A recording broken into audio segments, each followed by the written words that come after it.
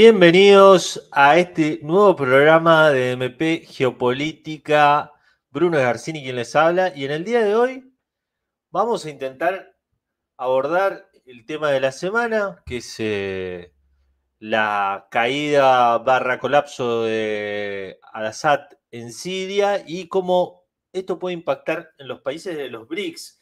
Recordemos que hasta ahora entre Estados Unidos y los BRICS no había habido grandes problemas porque muchos de los países de los BRICS, tipo India, Sudáfrica, Brasil, de alguna manera son países intermedios que tienen buenas relaciones con los dos polos, ¿no? Con Estados Unidos, con China, con Europa, con China, ¿no? Que ahora que se está dividiendo cada vez más Occidente y Oriente, hubo una declaración muy fuerte en los últimos días de Donald Trump diciendo que cualquiera que se meta con la idea de una moneda digital de los BRICS va a ser sancionado por Estados Unidos, es decir, que cualquiera que se meta con un proyecto de desdolarización del comercio internacional va a ser sancionado, sacado del mercado internacional.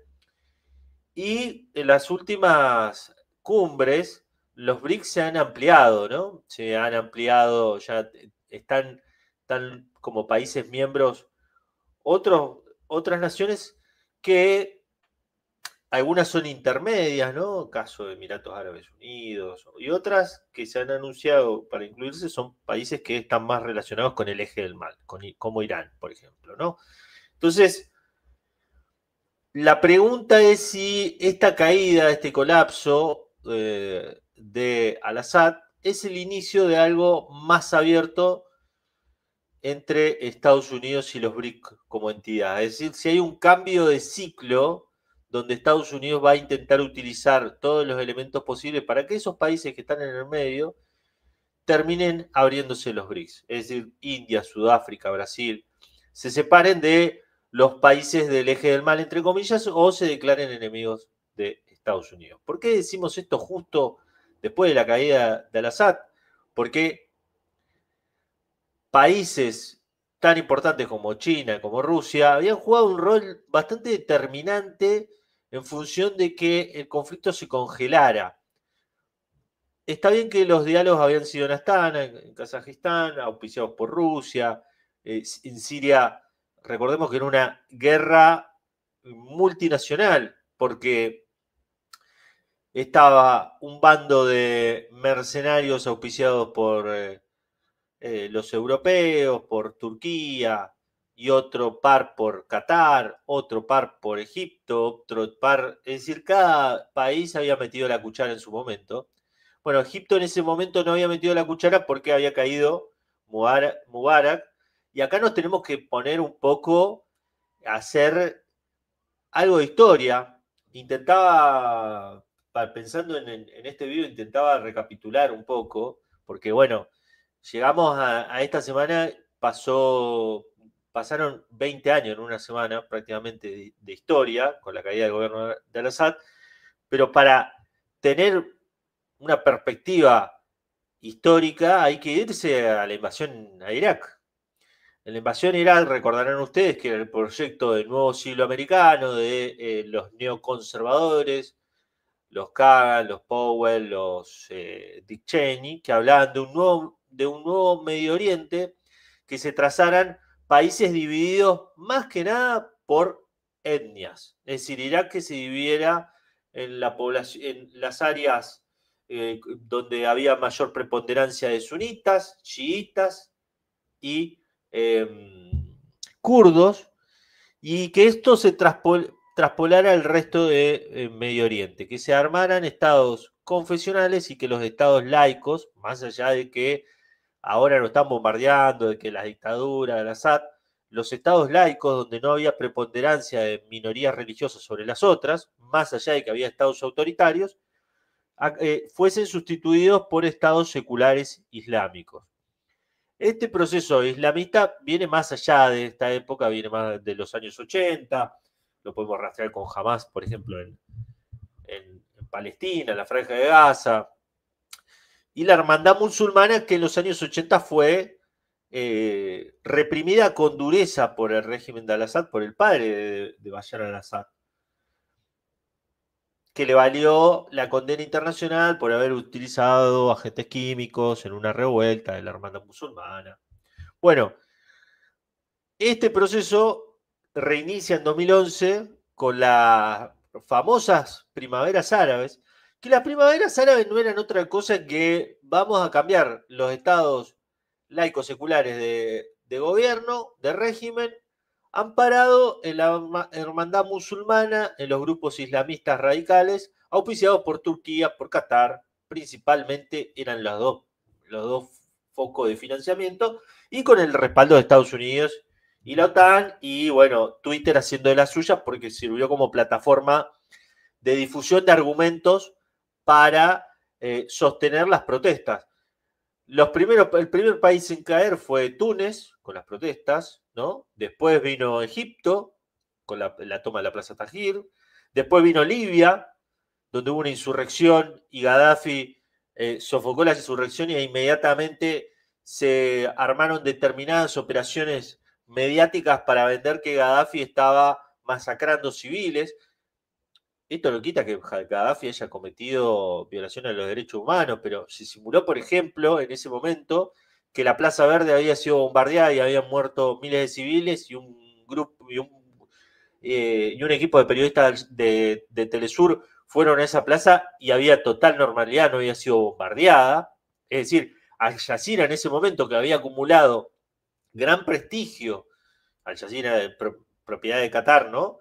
Había acumulado un gran prestigio por su cobertura de la guerra de Irak, terminó inventando una fake news en función de vender lo que después terminó siendo en el Consejo de Seguridad Nacional la justificación de la doctrina de responsabilidad de proteger, la RDUP, auspiciada por Samantha Powell, la recordarán, la embajadora de ONU de Obama en el Consejo de Seguridad, que vendió esto como, bueno, tenemos que intervenir con una fuerza internacional porque Gaddafi está masacrando civiles y apareció la OTAN, bombardeó todo el mundo y así está Libia, ¿no? Dividida en dos países al menos. Uno de los gobiernos es de la hermandad musulmana, entre comillas, y otro de un general libio que era segundo o tercero de Gaddafi, que fue recluido, fue testigo protegido de Estados Unidos en Langley por la CIA.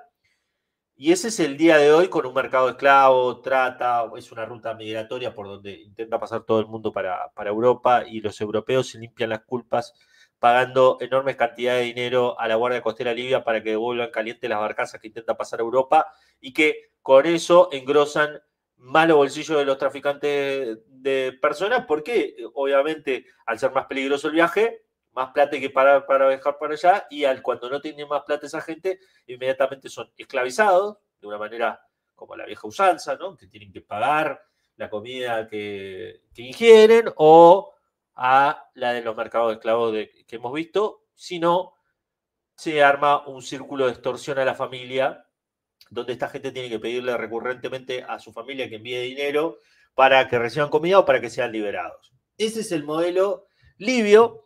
En el modelo sirio, que se terminó consolidando una guerra, donde vamos a ver el mapa posterior a la caída de Al-Assad. Lautaro, por favor, el primer mapa, vamos a ver cómo está hoy, miren, cómo estaba antes, ¿no? Cuando está la intervención de Rusia, la intervención de Irán, de Hezbollah, de las milicias chiíes. Toda la zona roja era controlada por Al-Assad.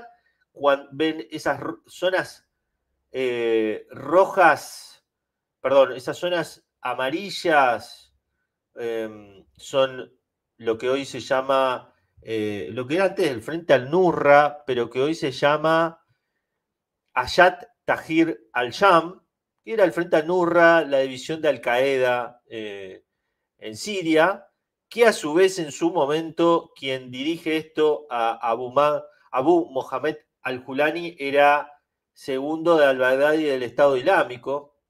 Ahora vamos a hablar un poco también del perfil del nuevo presidente sirio, entre comillas.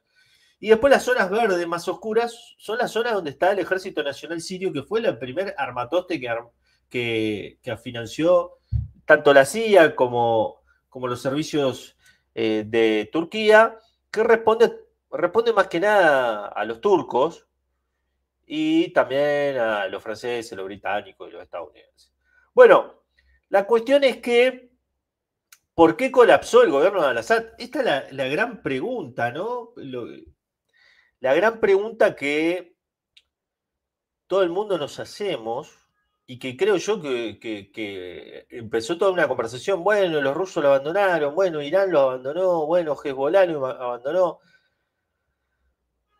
Porque es muy llamativo que, por ejemplo, todos los que hemos seguido el conflicto a nivel militar, ciudades como Alepo, como Deir Zor, llevaron varios meses de bombardeo, de avance militar del ejército sirio.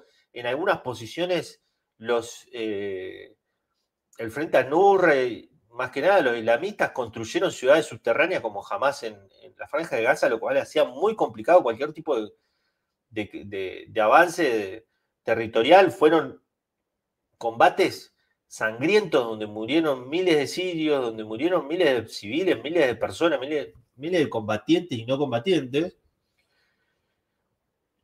La batalla más emblemática, recordarán ustedes, la de El Zor, donde estaba el que se llamaba el Tigre Sirio, un comandante sirio que estuvo varios meses peleando un combate fracticida y terminó ganando ese combate y retomando el control de esa ciudad. Y esto en cuestión de 2, 3 días, Alepo fue abandonado completamente como si no existiese el ejército. Y después, bueno, avanzaron a Hama, Homs. Para responder esa pregunta, vamos a leer un poco, vamos al primer artículo que tenemos del programa. Lo que dice el canciller iraní, Abbas Araghchi, que dice: es cierto que los rebeldes tuvieron en cuenta el conflicto entre Irán e Israel y el estancamiento de Rusia en Ucrania, pero en mi opinión, dice el canciller iraní, el factor clave de su reciente éxito en Siria es que el ejército no se mantuvo firme.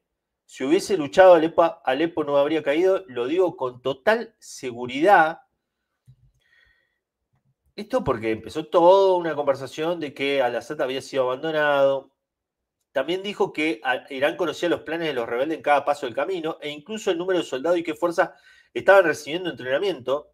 La semana anterior había hablado con Al-Assad y él mismo estaba agitado por el estado de su ejército y sorprendido que el ejército no tuviera motivación. Y bueno, es toda la cuestión de, bueno, ¿qué pasó? Porque peleaste una guerra de tantos años y de golpe colapsa toda la línea de frente y van colapsando cada una de las ciudades, que para buscar un antecedente de algo parecido en magnitud, creo que hay que irse mucho más atrás. A ver, cuando digo magnitud, digo, a ver, la percepción de que un gobierno estable, porque, a ver, Al-Assad había de alguna manera ganado el conflicto, más allá de que estuviese estancado en las líneas anteriores. Se suponía que tenía estabilidad porque había sucedido la entrada de la Fuerza Aérea Rusa, había posibilitado esos avances. Y parecía que no.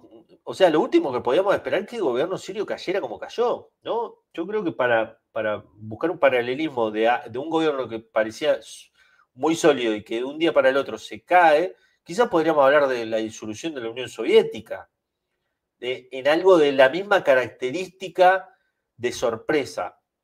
Ahora, esto muestra también las tensiones que habían entre los países que apoyaban al-Assad. Porque Rusia, por ejemplo, era bastante estricto con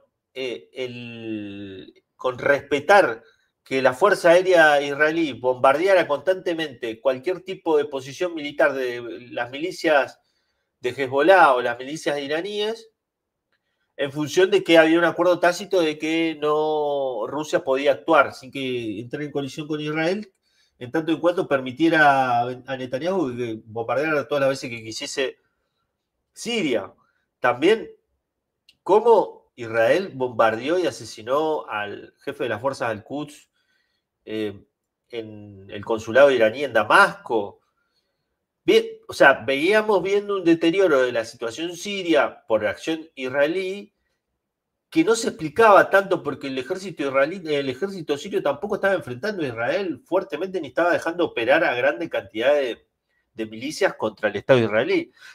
Acá entra una cuestión central y por eso digo, planteaba la tesis de, bueno, este no puede ser un inicio de un conflicto más abierto entre los países de los BRICS y Estados Unidos, porque prácticamente la columna vertebral de lo que era el eje de la resistencia liderado por Irán queda totalmente debilitado después de una secuencia de derrotas estratégicas muy fuertes, como, bueno, el asesinato de Nasrallah, la pérdida de los cohetes de Hezbollah en el Líbano, la caída ahora de Al-Assad y la pérdida de un aliado clave en una situación que vamos a ver ahora puede envalentonar no tanto a Israel, sino también a países como Estados Unidos, donde se refuerza que la tesis del cambio de régimen, cuando un país es antagonista, puede ser factible o puede tener éxito en tanto se mantengan todo el tiempo maquinando y haciendo cosas. Uno piensa, por ejemplo, en el caso venezolano, es decir, que Estados Unidos tiene tiempo, 10, 15, 20 años, para medrar un gobierno todo lo que pueda, para medrar una sociedad todo lo que pueda, para que desmoralizarla a nivel completo de que ni siquiera actúe en función de una defensa en interés propio, porque aparte todos estos procesos terminan generando algo terrible para los países atacados, que es que la fortaleza económica de los sectores estatales que tienen control de algunas rentas. Es decir, esto termina favoreciendo la corrupción endémica, porque los regímenes para sostener bajo regímenes de sanción y bajo guerra necesitan gente que le responda de manera directa, y por el otro lado, eso hace que la gente que esté pasándola mal vea cada vez como inútil apoyar a un gobierno que es corrupto o que es autoritario, porque aparte en el contexto de guerra, cualquier persona que sea sospechosa de dudar, cualquier persona que duda es un traidor, en contextos como este, ¿no? Porque si no, no se entiende también el colapso también, podríamos decirlo, hasta de la sociedad siria, porque cambia diametralmente de un gobierno laico, donde hay respeto a multiplicidad de etnias, a un gobierno que es profundamente islamista, de ideología tafkí, como Qatar, que cree que las mujeres tienen que tener un velo, que no pueden ir a la universidad, pero no solamente las mujeres, ¿no? Las minorías sexuales, las minorías de otras etnias, ya lo estamos viendo con ejecuciones de personas, estamos viendo que los lugares donde han estado lo que ahora es este nuevo frente islámico que antes se llamaba Frente al-Nusra como Idlib, han hecho destrozos. Así que realmente esto envalentona a los países que están liderando la ofensiva digamos, contra China y contra Rusia y el eje del mal, pero también que termina siendo un polo atrayente y un mensaje para los países que están en el medio, ¿no? Ojo que si ustedes están con esta gente, les puede pasar esto otro. Ojo que si se suman a una moneda digital, como dice Trump, yo los puedo sancionar. No me importa si sos Brasil, no me importa si sos la India. Se va acercando, se va endureciendo el cerco para los países que están en el medio, porque han tenido una victoria estratégica este eje. Veamos cómo, por ejemplo, Israel aprovechó para tomar franja de territorio de una manera descarada también, ¿no? En los altos de Golán, hoy anunció el desplazamiento de 10 aldeas en la frontera siria, lo cual es una locura, ¿no? Pero bueno, esto es siga, Israel La verdad que el gran ganador de toda esta situación es Israel. Acá, en este espacio dijimos que Israel estaba en una situación muy difícil y que estaba buscando salir por vía militar, imponiendo su fuerza militar para sortear la estrategia de desgaste que le proponía el eje de la resistencia. Bueno, lo logró.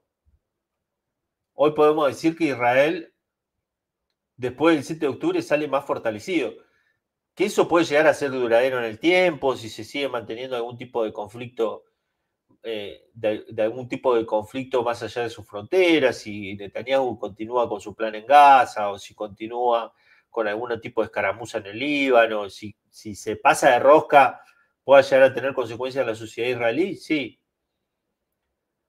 Pero es un Estado paria que ahora ocupa un lugar, un territorio fuerte en Siria, que está ocupando el norte de Gaza, lo cual puede llegar a ser un problemón a futuro, pero ahora no lo es, y que los rebeldes, que recordarán ustedes, Netanyahu saludaba a los yihadistas islámicos cuando se quedaban en los hospitales israelíes como patriotas, porque recordemos que Israel permitió que se financiara Hamas, con esta gente no tiene eh, mucho problema en bancarlo tampoco. Y la mejor excusa que tiene es tener un vecino que sea un gobierno islamista, ¿no? Otra fuerza que la jugaron un poco de vamos a ver al Assad cómo le va, como los kurdos, quedan totalmente en offside y vemos cómo las fuerzas auspiciadas por Turquía, que es otro de los grandes ganadores, intentan avanzar sobre las zonas kurdas en Siria para terminar con el experimento de la Fuerza Democrática Siria, que es muy extraño lo que pasa con las fuerzas democráticas kurdas, porque es un experimento de autogobierno de izquierda, entre comillas, pero cuyo principal respaldo es Estados Unidos, el país más capitalista del mundo. Esto es lo que habla de que la geopolítica muchas veces tiene alianzas contra natura, ¿no? Tenemos los islamistas radicales, eh, Tafkiri, nazi islámico, que no creen que haya otra práctica del Islam que no sea la fundamentalista de ellos, con un gobierno israelí sionista que detesta supuestamente a los movimientos islamistas, que tiene una alianza tácita, siempre han tenido una alianza tácita, porque uno puede entenderlo más de Erdogan que, que ha auspiciado, por ejemplo, la hermandad musulmana, bueno, jamás. Pero la cuestión es que ahora vamos al siguiente enlace, por favor, Lautaro. En el vivo de hoy, recuerden, esto es un resumen de noticias, vamos a hablar de otras cosas, vamos a hablar del caso, un poco de lo que sucedió con este gerente asesinado en Estados Unidos, un poco para comentarlo. Yo estoy en Argentina, estuve haciendo muchas entrevistas, podemos hablar también un poco de eso y lo que está pasando en Corea del Sur también y Francia. Así que vamos a hacer un tatetí. Tengo tiempo hasta -10 porque a las 9 en el canal Hermano empieza Ezequiel Vistoletti. Bueno, acá lo que les decía, Israel ve como una oportunidad para demoler todos los activos militares sirios. Ha bombardeado todos los activos de la Fuerza Aérea Siria en Latakia. Vimos en el puerto sirio del Mediterráneo cómo ha bombardeado y degradado toda la infraestructura militar. Siria queda como un ex país en términos militares, lo cual tiene todo el sentido del mundo, ¿no? Tiene todo el sentido del mundo porque se va a convertir en un país que sea, como lo fue Irak en su momento, un país que sea fuente de inestabilidad para todos los que están alrededor. Turquía hoy está festejando. Veremos pasado mañana qué pasa, ¿no? Si esos mismos islamistas radicales no se terminan instalando en Turquía y empiezan con una guerra fundamentalista como empezaron en Siria. En el momento, aparte, en el momento que los estadounidenses y los europeos lo vean como un problema Erdogan, que ya lo ven como un problema, no sé, no habría que descartar esa hipótesis. Vamos a hablar un poquito de Al-Julani. Al-Julani sale una muy, muy buena biografía de un periodista que yo sigo cada vez que pasa algo en, en Oriente Medio, en Medio Oriente, que se llama Elihad Magnier, que escribe una biografía de este señor Dice que nació en la zona de Daraa. Esta zona fue la primera donde se registraron las protestas en 2011. Hubo una detención de unos jóvenes sirios y esos jóvenes fueron ejecutados y a partir de ahí empezó una protesta que, como todas las revoluciones de color, la mechita que prende la pradera, ¿no? Nació en Daraa, fue educado en instituciones locales, pero lo que lo llevó al islamismo fue la invasión estadounidense en Irak. En esa época, en 2003, viajó a Afganistán, donde fue formado en campos vinculados a Al-Qaeda, cuando Al-Qaeda era dirigida por Osama Bin Laden, y después, cuando empieza la resistencia contra la ocupación estadounidense, recordarán ustedes uno de los lugares de resistencia. Ahora estoy intentando hacer memoria porque se me fue el nombre, pero hay una región que fue terrible. Los gringos usaron armas químicas. Estoy tratando de buscar en mi cabeza el nombre. Bueno, este buen hombre volvió a Irak, o sea, se fue a Afganistán, fue formado por Osama Bin Laden y después volvió a pelear en la resistencia que armó Al-Qaeda en Irak, dirigido por al-Zarqawi, que era el número 2 de Osama Bin Laden, un militante jordano que recordarán Bin Laden, Zarqawi, todos estos fundamentalistas islámicos que en los años 80 tenían pasaporte expedido por el consulado de Jeddah en Arabia Saudita, el consulado estadounidense de Jeddah en Arabia Saudita, le emitía pasaporte para que esta gente pudiera viajar por todo el mundo y sobre todo porque querían que fueran reclutadores de militantes islámicos que fueran a pelear contra la Unión Soviética durante la ocupación de la Unión Soviética en Afganistán o el apoyo de la Unión Soviética a un gobierno socialista, el gobierno socialista de Afganistán, que después fue derribado por el Talibán. Bueno, operó en el Kurdistán iraquí y después fue detenido en la cárcel de Abdul Duka, que es considerada, la cárcel de Kambuka, que es considerada como la escuela de yihadismo. Ahí fueron todos los líderes islámicos actuales, lo cual es sospechoso. Estados Unidos en 2006 detiene a todo el que piensa que es un activo islámico en Irak, que está peleando en la resistencia. Recordarán, una resistencia que básicamente fue armada en una combinación de militantes islámicos y antiguos oficiales del partido Baas iraquí, a los cuales la ocupación, el gobierno nombrado por los estadounidenses, le bajó drásticamente el sueldo. Esa gente no tenía dinero y empezó a armar una insurgencia. Y fue incluso cuando el Estado Islámico toma Mosul, gran parte de los oficiales que dirigieron la toma de Mosul y que después dirigieron la estructura administrativa del Estado Islámico en Mosul eran antiguos oficiales del partido Baas. Bueno, lo detienen en Kambuka y ahí se toma un par de copas con Abu Bakr al-Baghdadi, el fundador del Estado Islámico, lo recordarán, que había sido detenido en Fallujah, esta región que yo les comentaba que había sido el foco de resistencia. Fallujah más que nada se convierte en foco de resistencia porque los soldados estadounidenses cometen varias masacres donde el mayor reclamo de la población de Fallujah era que muchas veces se le iba la mano a los soldados estadounidenses, no le dejaban circular por la ciudad, se confundían y ejecutaban personas porque los confundían con combatientes, y en un par de manifestaciones en la autoridad, porque recordarán que cuando fue la ocupación estaba en una estructura administrativa nombrada por Estados Unidos, que tenía un vicecónsul, es decir, tenía un virrey, y después en cada una de las regiones ellos habían tomado los lugares de administración de gobierno del partido Baas o si no las municipalidades. Bueno, hicieron una protesta en una municipalidad de Fallujah y los estadounidenses no tuvieron mejor idea que decir, ahí había una persona con arma y asesinar a todo el mundo. Y a partir de ahí Faluya, que siempre históricamente tuvo un vínculo de resistencia a las distintas ocupaciones de Irak, fue el foco, caldo de cultivo de los grupos islamistas y de la resistencia contra Estados Unidos. Bueno, ahí lo conoce al-Baghdadi y empieza a armar en Siria, ya en 2011,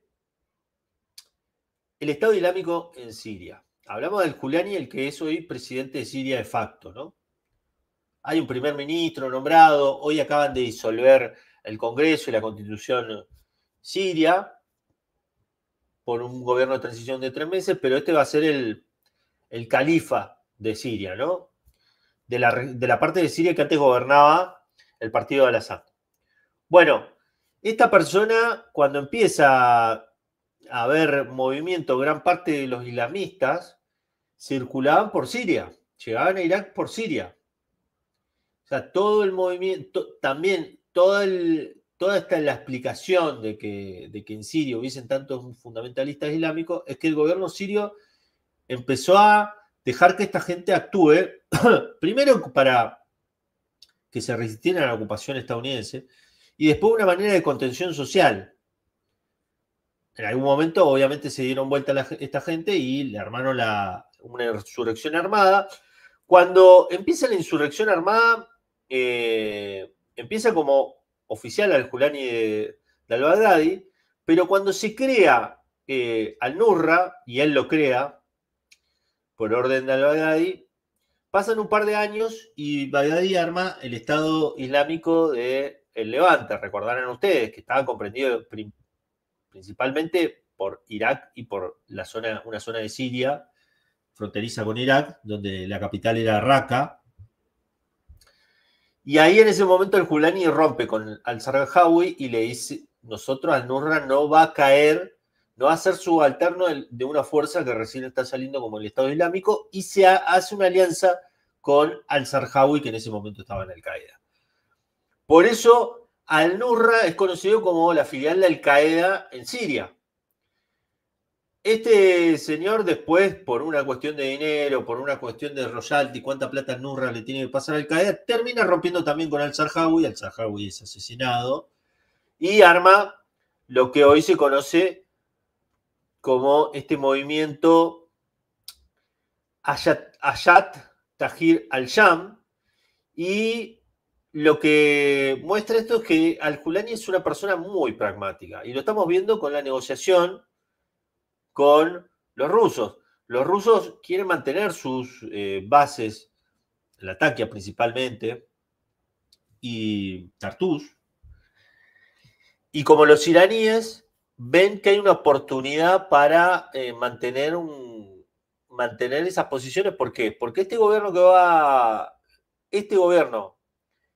va a tomar el poder, que tomó el poder en Siria, es un gobierno que está bajo un régimen de sanciones. Siria, no hay que olvidar que está bajo un régimen de sanciones durísimo y que al-Giuliani es declarado una persona dentro de interés, o una persona sancionada por el Departamento del Tesoro.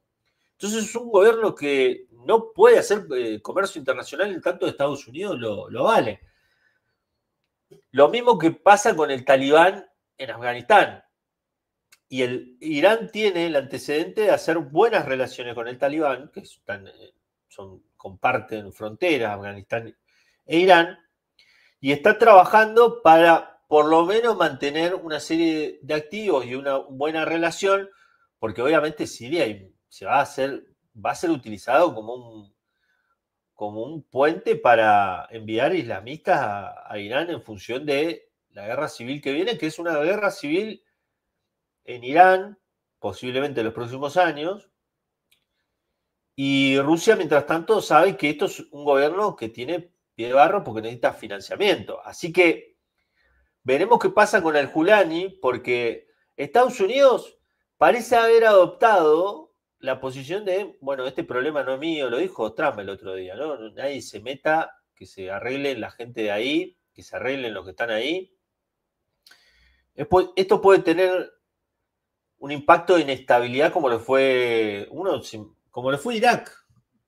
Porque imagínense un gobierno islamista ¿qué va a intentar hacer? Exportar su revolución. Es lo único que saben hacer. Esta gente piensa que todo el mundo tiene que estar regido por su visión fundamentalista del Islam. Ellos creen en eso, no es un... O sea, creen que tienen que exportar su revolución, entre comillas, y seguramente que los gobiernos europeos hagan lo mismo que los estadounidenses, que digan, uy, ¿qué más? Sancionamos al Assad, vino este grupo islamista, qué terrible que son estos islamistas, qué brutales, cómo viven en el medioevo, vamos a sancionarlo. Que se hagan cargo de los países que están al lado. Al que le puede salir bastante mal esto es a Turquía, ¿no? Turquía, esto le está saliendo muy bien ahora, pero le puede salir bastante mal. Mientras tanto, Israel aprovecha, ¿no? Aprovecha, eh, aprovecha cada vez más a tomar territorio y seguir por la misma vía, ¿no? Esta misma vía de ocupación y etnonacionalismo. Bueno, vamos a ver un poco lo que... vamos a cambiar de noticia. ¿Qué pasó en Corea del Sur? Corea del Sur están pasando, dice Financial Times, la agitación de Corea del Sur sacude el plan de Estados Unidos para contrarrestar a China. ¿Por qué dice esto, no? Recordarán, nosotros la semana pasada comentábamos, ¿no? Esto de que intentaron declarar la ley marcial porque, bueno, buscaron una excusa, los drones enviados por Corea del Norte. Está todo el asunto de los drones para Corea del Norte, ¿no? O sea, están intentando unir el teatro asiático y el teatro europeo. Se pasó el presidente Jun de Jun Suk Yeol de Mambo y aplicó la ley marcial para cerrar el Congreso, porque el Congreso está controlado por el Partido Democrático, que es opositor y que tiene mayoría, y aparte que está liderado por Lee Man-myung, que es una persona que aboga por una buena relación con China y por un acercamiento con Corea del Norte. Esto va a ser muy importante porque fue derrotada la primera moción de censura contra el presidente de Corea del Sur, pero todavía está latente la segunda moción y solamente hace falta que se den vuelta un par de integrantes de su partido. Y el posible sucesor de Lee Jae-myung puede ser una persona que desarme la estrategia que armó la administración Biden para armar un triángulo entre Estados Unidos, Japón y Corea del Sur para enfrentar a China. Esto le costó mucho a la administración Biden, ¿por qué? Porque Corea del Sur y Japón tienen una larga historia de enemistad, porque Japón ocupó Corea del Sur y aparte cuando ocupó cometió destrozos, tuvo esclavas sexuales. Al día de hoy, en una de las políticas de acercamiento, Japón tuvo que reconocer que hizo eso, ¿no? Que tuvo esclavas sexuales y que asesinó numerosas personas. La verdad que los japoneses cada vez que cometen atrocidades son terribles. Así que la posibilidad, y lo dice Financial Times, de que cambie el signo político en Corea del Sur es que se desbarate toda la política que estuvo cuidadosamente armando la administración Biden. Esto habla de una volatilidad terrible de la política internacional que le va a tocar a Trump, que Trump posiblemente acelere, y que lo podemos juntar con otra cosa, que es la intención anunciada esta semana de Emmanuel Macron de armar con Gran Bretaña y con Polonia un grupo de soldados europeos que se encarguen de patrullar la línea de contacto de la actual guerra entre Ucrania y Rusia, como una especie de tropa de paz y garantes de cualquier cuestión que se firme, lo cual sería, o sea, volvemos a lo mismo, acá seguimos desarrollando lo que decíamos la semana pasada, ¿no? Imagínate que vos sos Rusia, peleaste una guerra, peleaste contra más de un país, ya estás ganando la guerra y te dicen, no, ahora que vos estás ganando la guerra y que vos tenés la superioridad militar, firmemos un acuerdo de paz, pero las fuerzas de paz, las tropas van a ser europeas y van a ser francesas y británicas y polacas. O sea, si tocas cualquiera de esos soldados, inmediatamente tenés un conflicto con un país de la OTAN. Ya declarado, ¿no? No como ahora, que no es es una cuestión que no está declarada. ¿Quién en su sano juicio en Moscú aceptaría eso? Es decir, darle la posibilidad a Ucrania de utilizar como escudo humano a tropas francesas, británicas y polacas. Porque los ucranianos inmediatamente van a intentar provocar, cuando tengan un poco más de fuerza militar y cuando se sientan que tienen un gobierno de Estados Unidos que lo apoya, de provocar un segundo conflicto y arrastrar a los países europeos ahí. Esto habla del nivel de desconexión que tiene Emmanuel Macron, un Emmanuel Macron que todavía está viendo a quién nombra de primer ministro y hay que ver si termina su mandato. Yo sigo poniéndole un punto a su mandato, lo sigo poniendo entre comillas porque realmente, a ver, acaban de destituir la semana pasada su primer ministro Barnier, ahora quieren hacer lo mismo que hizo con Barnier, nombrar a un primer ministro, una persona que no votó a nadie, François Bayrou, un ex antiguo primer ministro, un viejo lobo de 70 años, lo quiere nombrar solamente diciéndole a los socialistas que no voten, que no se unan a la izquierda francesa, al frente que armaron con la izquierda francesa, entre comillas, básicamente con el lechón, que no se unan para votar una moción de censura para que no vuelva a caer. La pregunta es, si ese nuevo primer ministro popular por Macron se vuelve a caer, ¿cuánto va a faltar para que el pedido de renuncia se termina instalando como una demanda mayoritaria de la población francesa? Porque el tipo cada vez se está convirtiendo más en el problema de la democracia francesa.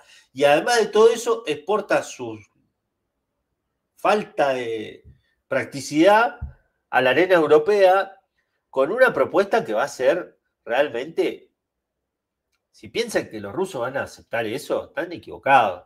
A ver, cualquier persona que tenga un sano juicio, que tenga dos dedos de frente, dice, si hay un conflicto entre Europa y Rusia, un conflicto entre la OTAN y Rusia a través de Ucrania, lo que tiene que estar en esa línea de contacto son países neutrales. ¿Cuáles son los países neutrales hoy por hoy? ¿No te gusta China porque está más del lado de Rusia? Bueno, Brasil, India, pero no ponga una de las partes que están enviando instructores y que están ocupando uno de los bandos del conflicto. Es lo antidiplomático, ¿no? Bueno, seguimos un poquito porque vamos a saltearnos la siguiente noticia. Vamos a ir directamente porque ya nos quedan 10, 15 minutos. No vamos a hablar, este video, como ven, es variadito.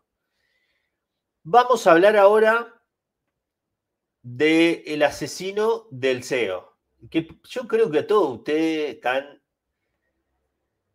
interesados por este caso. Lo detuvieron supuestamente al que asesinó, al asesino del CEO, a este joven Luigi Mangione, que se convirtió en un héroe. Se convirtió en un héroe y se convirtió esta cosa esta cosa que tienen algunos personajes de los policiales que inmediatamente se convierten en un objeto de atracción. Hay mujeres y hombres que lo convierten como una especie de ídolo. Se convierte en un póster, en una remera. Aparecieron muchos memes de esta persona que asesinó a Brian Thompson en el corazón de Manhattan, en Nueva York, cuando estaba yendo a una reunión de inversionistas, estas reuniones de inversionistas donde estos CEOs venden sus ideas estrafalarias de cómo hacer más dinero. Hablamos de este CEO de la United Healthcare, de las grandes aseguradoras de salud estadounidense, que factura más de 100 mil millones de dólares con ganancias de entre 12 mil y 16 mil millones de dólares, y que gran parte de esas ganancias son por rechazar los pedidos de asistencia de salud, de cobertura de salud de sus afiliados.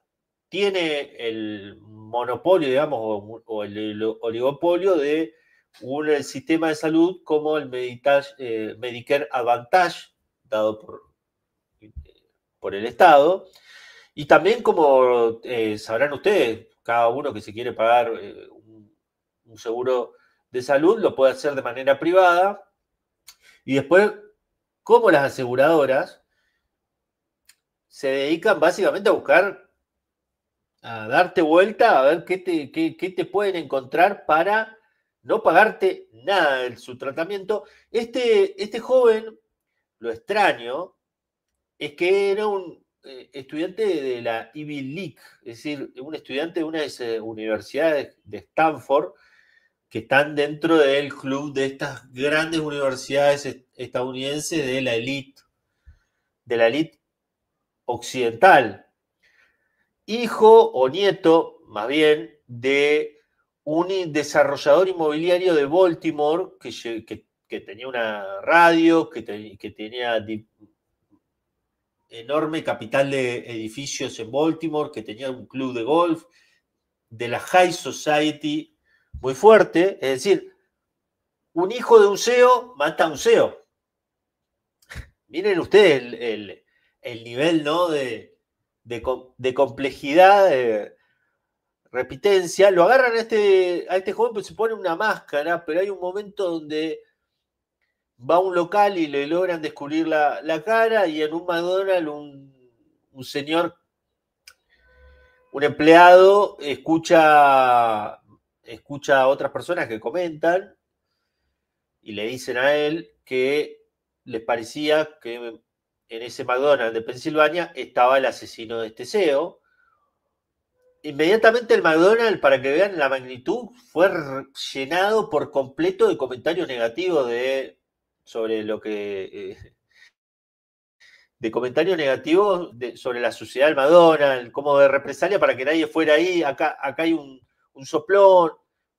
Veremos si este hombre va a recibir la plata de la recompensa que ofrecieron por cualquier dato de este señor, de Luigi Mangione. Está la duda de cuál fue el leitmotiv. O sea, vieron ustedes que cada vez que ocurre un crimen hay un móvil. Este joven de 20 y pico de años era programador, trabajaba de manera de ambulante, nómada digital. En los últimos 6 meses había desaparecido, había pasado mucho tiempo en Hawái haciendo surf. Bueno, iba viajando por determinados lados, viajando de programador, trabajando remoto. En el último tiempo decían sus amigos que había tenido un problema en la columna, que había tenido una desviación en su columna y que por ende eso le había hecho sufrir mucho dolor y que, bueno, eventualmente por eso podría haber tenido un problema con esta aseguradora. Eso es raro también. También otra de las hipótesis que se habló de manera informal era que su madre atravesó una enfermedad muy grave y que no fue atendida, pero si uno lo ve como su antecedente, si ve la historia de su familia, no era una persona que le faltaba dinero. O sea, que no era un... Parece ser que fue un tema más, digamos, de marcar un statement, ¿no? Es un asesino que aparte descubren con 2 páginas escritas tipo manifiesto, que tiene una reseña del manifiesto de Luna Bomba. Recordarán este personaje de los años 80 que enviaba sobres bomba a determinados lugares públicos y escribió un enorme manifiesto donde criticaba a la sociedad capitalista industrializada, donde tenía prácticamente un tratado filosófico este señor. Este Mangione de alguna manera pareciera encajar más en el perfil de uno de estos, del perfil de estos asesinos que se creen mesías y a la vez predicadores no sabemos de qué ideología también, de una ideología anticapitalista, anticorporativa, claramente puede ser, pero también se hablaba de que era muy crítico de la ideología woke, entre comillas.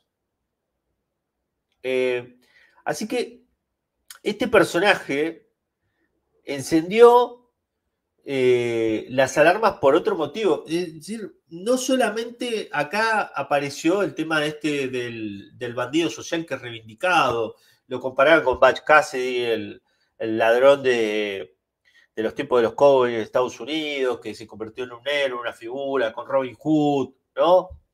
Con esta gente de antihéroes, asesinos que son victoriados popularmente, conecta justo con un momento donde los estadounidenses a nivel global vemos un nivel de desigualdad muy fuerte entre los CEOs y el resto de los mortales como nosotros, ¿no? El 1% más rico posee hoy un porcentaje mayor de la riqueza que todo el 40% de la población. Eh, la relación salarial en 1965 entre directores ejecutivos y trabajadores era de 21-1, lo que significaría en aquel año que un empleado típico tenía que trabajar 21 años para igualar lo que ganaba su director ejecutivo en un año, y ahora, en 2022, hace 2 años, eso pasó a ser de 344-1, según el Instituto de Política Económica. O sea que para llegar a la remuneración media de los directores ejecutivos, un trabajador tiene que pasar toda su vida o más de su vida, no le alcanzan sus años de vida para tener el salario anual, ¿no? de un director ejecutivo. También esto ha llevado, vamos a ver ahora, a lo que se llama el pánico de los ricos. El pánico de los ricos, que hay varios libros, hay uno que hay el pánico de los ricos o el escapismo de los ricos habla de esta fantasía que tienen los ricos de que en cualquier momento los van a venir a asesinar y que por ende tienen que tener un plan de escape. Algunos fantasean con irse al espacio exterior. Caso Jeff Bezos, ¿no? Habrán visto ustedes los videos de Blue Origin, que tiene un plan para armar cápsulas espaciales y a instalar el mundo ahí, instalar las industrias por allá y que casi nadie viva en el mundo, pero los primeros que se irían serían los multimillonarios.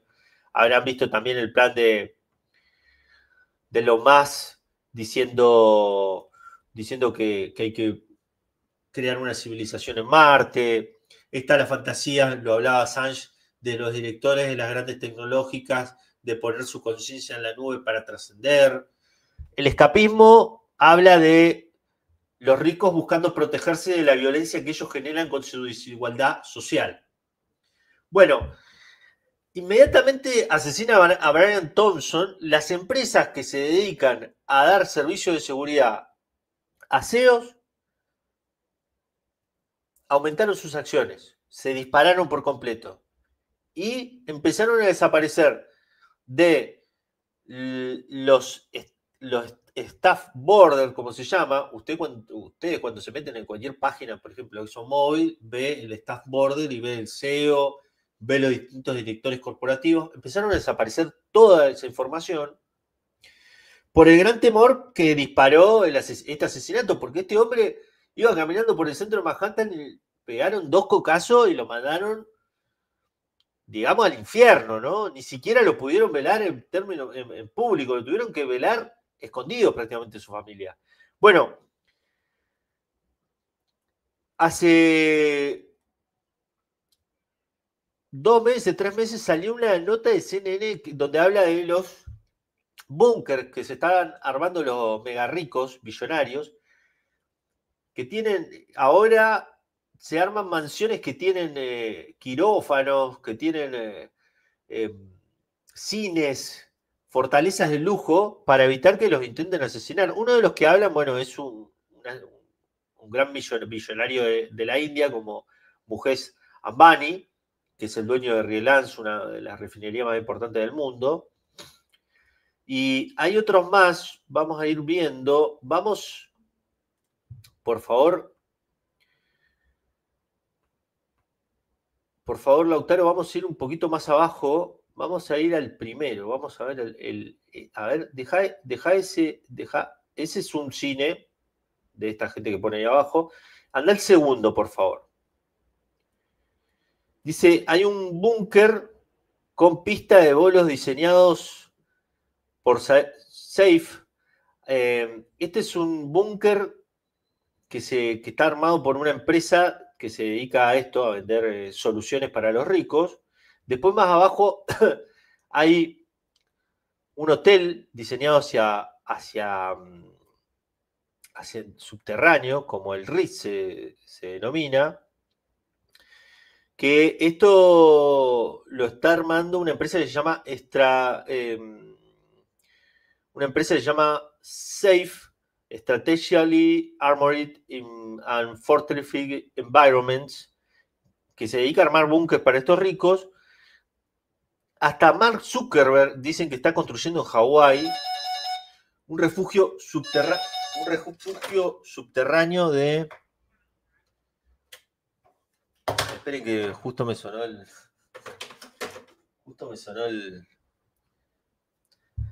el timbre de la casa. Está construyendo Mark Zuckerberg un fuerte en Hawái que incluye un refugio subterráneo de 460 metros cuadrados con espacio habitable, una planta y una sala de máquinas para mantener el búnker en funcionamiento y una escotilla de escape.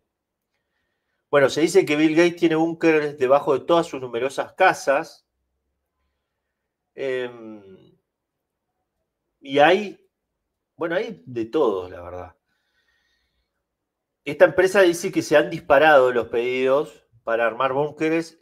Hay un libro donde su escritor confiesa que fue llamado por un grupo de ricos donde lo consultan, ¿no? Le dicen a este señor piensa que lo llaman para preguntarle qué va a pasar en el mundo, el cambio climático, y en realidad el libro se llama La supervivencia de los más ricos.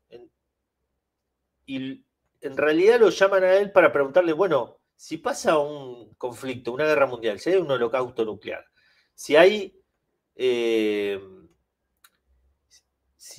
una rebelión internacional, ¿qué nos conviene hacer? ¿Dónde nos conviene meter? ¿Cuál es el lugar más seguro? Lo escribe Douglas Roskebell. Le voy a pasar un periodista especializado en tecnología que habla de la mentalidad de escapismo donde los ricos piensan antes de arreglar los problemas que generan de la desigualdad en búnkeres.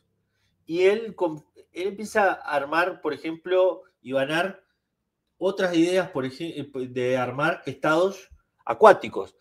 Yo no me acuerdo cómo se llama la película de Kevin Costner, que sucede en un mundo acuático distópico, donde todos están luchando por los pocos recursos que hay, pero sería una idea como la de esa película de Kevin Costner, pero ya con función de armar un estado con sus propias leyes. Estados privados en el medio del mar, donde los ricos se puedan refugiar y puedan establecer sus propias leyes sin que sean mandados por nadie.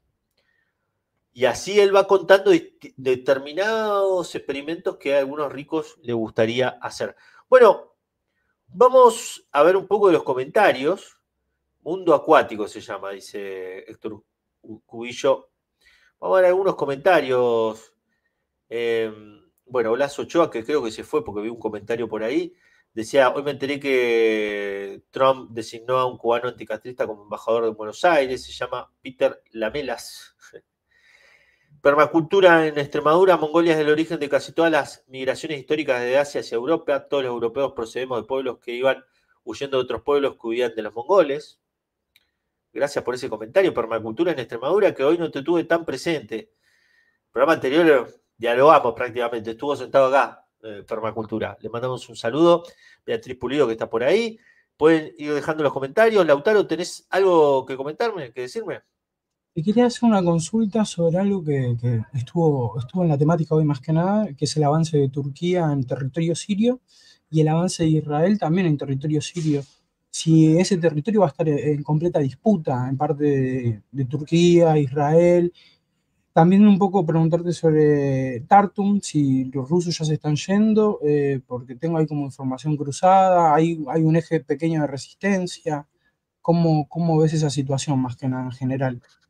A ver, la poca esperanza que queda es que aparezcan antiguos oficiales alasista o de Albaz e intenten armar un estado alawita, que es la minoría a la que pertenecía Al-Assad, en Latakia y ahí en el Mediterráneo, pero hasta ahora no hay ningún signo de eso. Me parece que entre Turquía e Israel no va a haber ningún conflicto. Lo que puede llegar a haber es la utilización de alguna milicia de Turquía para meterse en algunos puntos con Israel, pero lo veo muy difícil porque prácticamente la guerra en Siria fue una coordinación entre Israel, Turquía. Si bien no actuaron quizás totalmente coordinados, pero sí Turquía sabe que con Israel no se puede meter. Y Turquía no se mete con Israel, tiene negocio con Israel.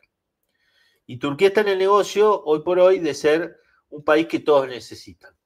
Es decir, Rusia lo necesita para sortear el bloqueo de su gas y la explosión del Nord Stream con el Turkstream y para también hacer triangular su comercio internacional. Los estadounidenses lo necesitan para dialogar con Rusia y termina siendo un país que está ahí en el medio entre Asia y Europa, entre Medio Oriente, Asia Central y Europa, que todos necesitan tener algo de influencia.